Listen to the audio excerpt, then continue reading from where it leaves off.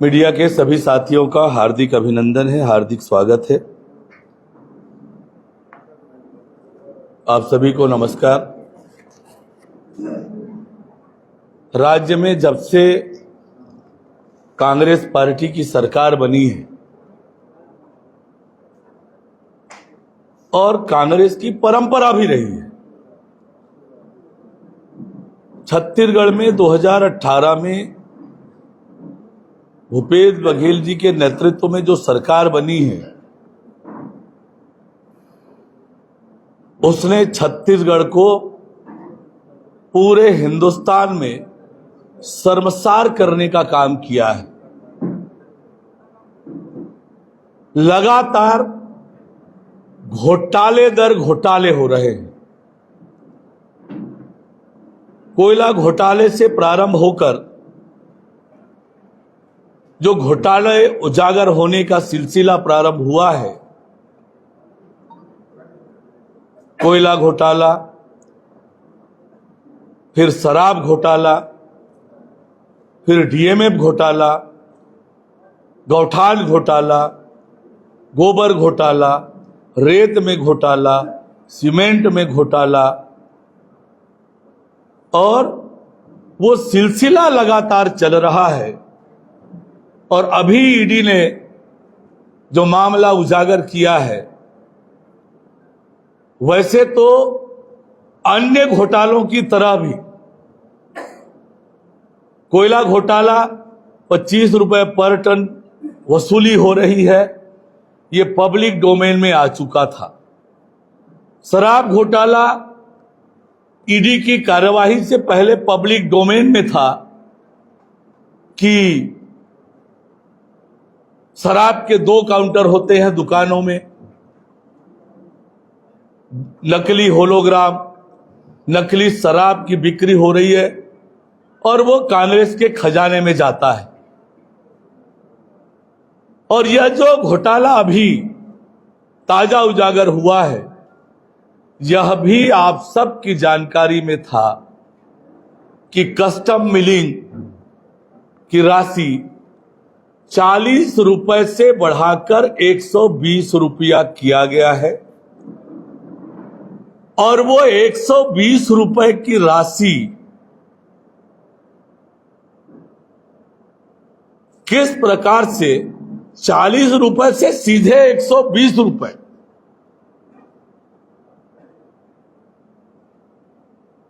कभी सरकारों में इस तरह की वृद्धि होती नहीं है। और तभी लोगों को लग गया था कि कोई न कोई मामला है। और अभी जब ईडी ने उजागर किया तो यह स्पष्ट हो गया कि किस प्रकार से मार्कफेड के अधिकारी योजनाबद्ध करप्शन के लिए भी प्लानिंग कि 40 से 120 किया तो आपका बढ़ा दिया तो हमारा क्या। और उस पर जो वसूली हुई वो 175 करोड़ रुपए का घोटाला स्पष्ट रूप से उजागर हुआ है। मार्कफेड के एमडी मनोज सोनी इस सरकार से बहुत स्नेह पात्र अधिकारी है। लगातार उनको एक्सटेंशन पर एक्सटेंशन, एक्सटेंशन पर एक्सटेंशन। अब इस सरकार क्यों मनोज सोनी को इतना लगाव रखती है, यह स्पष्ट हो गया कि किस प्रकार से चुनावी फंड इकट्ठा करने के लिए, भ्रष्टाचार के लिए एक वसूली का तंत्र पूरा खड़ा किया। और 175 करोड़ रुपए का यह घोटाला उजागर हुआ है। यह तो प्रारंभिक जानकारी में आया है 175 करोड़ का घोटाला। आगे और जब इन्वेस्टिगेशन होगा तो न जाने कितने का ये घोटाला उजागर होगा। और कितना बड़ा नेक्सस है, गिरोह है कि जिनका पैसा आता था उन्हीं का भुगतान होना है। जो राइस मिलर पैसा ना दे, इनको रिश्वत ना दे, उनके बिल का भुगतान नहीं होता था। मतलब ऐसा करप्शन हिंदुस्तान में कहीं नहीं होगा जो 5 साल में छत्तीसगढ़ में दिखा है। छत्तीसगढ़ की जनता को कैसे दोनों हाथ से लूटने का काम हो रहा है, यह इस घोटाले ने भी बता दिया है। मैं चेतावनी देना चाहता हूं उन अधिकारियों को कि जो सरकार के लिए वसूली एजेंट के रूप में काम करके जनता के प्रति जो उनकी जवाबदेही है, पब्लिक सर्वेंट के नाते,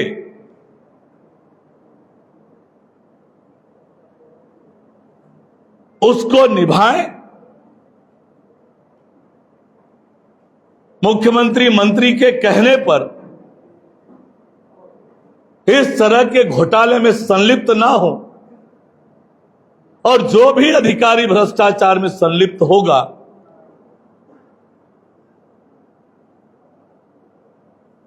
वो इस बात को समझ ले कि जनता को लूटने वाले, इस तरह के घोटाले करने वाले किसी भी कीमत पर बख्शे नहीं जाएंगे। जनता के प्रति आपकी जवाबदेही है पब्लिक सर्वेंट के नाते, पर आप प्राइवेट सर्वेंट जैसे काम करके घोटालों में सहभागिता, सक्रिय भागीदारी निभा रहे हैं, योजना कर रहे हैं, जिन्हें अपने दायित्व से इतर जाकर काम कर रहे हैं। ये किसी भी कीमत पर ऐसे अधिकारी बख्शे नहीं जाने चाहिए। अब तो चुनाव का बिगुल बुझ गया है। जिस तरह से दोनों हाथ से छत्तीसगढ़ को लूटने का काम हुआ है, जिस तरह से घोटाले दर घोटाले हुए हैं, इन घोटालेबाजों की उल्टी गिनती शुरू हो गई है। और ये घोटालेबाज 3 दिसंबर को राज्य की सत्ता से बाहर होंगे। ये छत्तीसगढ़ सीधे साधे भोले भाले लोगों का प्रदेश है। छत्तीसगढ़िया सबले बढ़िया इस प्रदेश को भ्रष्टाचार का गढ़ बनाकर जिस प्रकार से सरकार ने पूरे हिंदुस्तान में बदनाम किया है, सर्वसार किया है, छत्तीसगढ़ की जनता इसी सरकार को बख्शने वाली नहीं है, सबक सिखाने के लिए तैयार बैठी है। कांग्रेस की प्रभारी शैलजा जी ने जो बात कही है, भारतीय जनता पार्टी के ऊपर सांप्रदायिकता का आरोप लगाया है। सबसे बड़ी सांप्रदायिक कोई पार्टी है तो वो कांग्रेस पार्टी है। तुष्टीकरण की राजनीति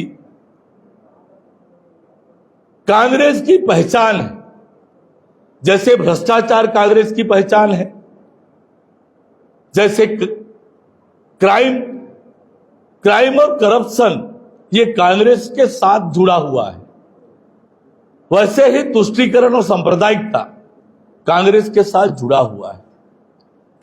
भगवा ध्वज का अपमान होता है कबीर धाम में, उसके बाद जो प्रशासन ने कार्यवाहियां की वो सांप्रदायिकता है। कैसे फौज फटाका लेकर मंत्री जाकर बहुसंख्यक समाज को डराने का काम करते हैं, अन्याय का विरोध करने वालों पर झूठा मुकदमा बनाकर उन्हें जेल में डाला जाता है, और इतना ही नहीं, जेल में डालने के बाद जेल में उनकी जो प्रताड़ना होती है वह भी बहुत दर्दनाक और खतरनाक था। बीरनपुर की घटना ये क्या बताता है? लव जिहाद के नाम पर लव जिहाद की लगातार घटनाएं हो रही है, शिकायत पर शिकायत होती है, सरकार कार्यवाही नहीं करती है, और तब भुवनेश्वर साहू की मॉब लिंचिंग होती है।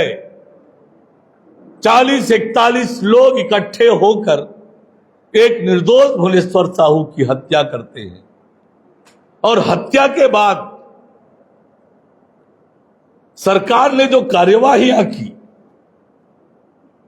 हत्यारों के गिरफ्तारी के बजाय, आप सबने वो वीडियो देखा होगा ईश्वर साहू जी का, उसके भाई का, 40 लोगों का नाम बताया, सरकार ने गिरफ्तारियां कितनी की? 11। और हिंदू समाज के लोगों पर 302 का मुकदमा बनाया, जेल में डाला, लगातार प्रताड़ित किया, परेशान किया पुलिस ने। घर से जाकर लाना हिंदू समाज के नौजवानों को, पुलिस प्रताड़ित करती, कई कई दिन तक वो कहां है परिवार वालों को मालूम नहीं, और झूठे मुकदमों में जेल में डाला। अब ये हम नहीं कह रहे हैं, हत्या का मामला बनाया, आगजनी का मामला बनाया, आगजनी के केस का फैसला आया न्यायालय से। क्या कहा कोर्ट ने? बिना किसी आधार के इन 8 लोगों को पुलिस ने गिरफ्तार करके जेल में डाला। कोर्ट ने जांच का भी आदेश दिया है। सांप्रदायिकता इसको कहते हैं। मलकित सिंह नाम का युवक गदर फिल्म की डायलॉग बोलता है और उस पर उसकी हत्या होती है, और निर्ममता कितनी कि उसके बॉडी पर खड़े होके नाचने की हिम्मत वो अपराधी करते हैं। और वो जिला किसका? प्रदेश के गृह मंत्री का जिला, प्रदेश के मुख्यमंत्री का जिला। कितने बेखौफ होकर अपराधी अपराध कर रहे हैं। धर्मांतरण का विरोध करने वालों को झूठे मुकदमे में जेल में डालने का काम ये सरकार करती है। सांप्रदायिकता इसको कहते हैं। शैलजा जी, आपको आपके सरकार का रिपोर्ट कार्ड लेना चाहिए कि आपकी सरकार कर क्या रही है। न्यायालय के फैसले पर आपका क्या अभिमत है? यह भाजपा का आरोप नहीं है।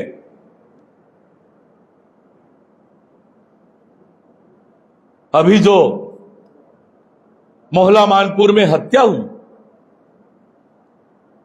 प्रमाणित हो गया कि टारगेट किलिंग हो रही है भारतीय जनता पार्टी के कार्यकर्ताओं की।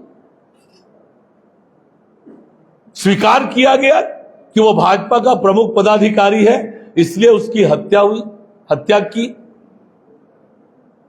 अब भाजपा के पदाधिकारियों के हत्या करने से किसको लाभ होने वाला है? राज्य में कानून व्यवस्था नाम की कोई चीज नहीं है, समाप्त हो। और इसलिए ये सरकार अब जाने वाली है।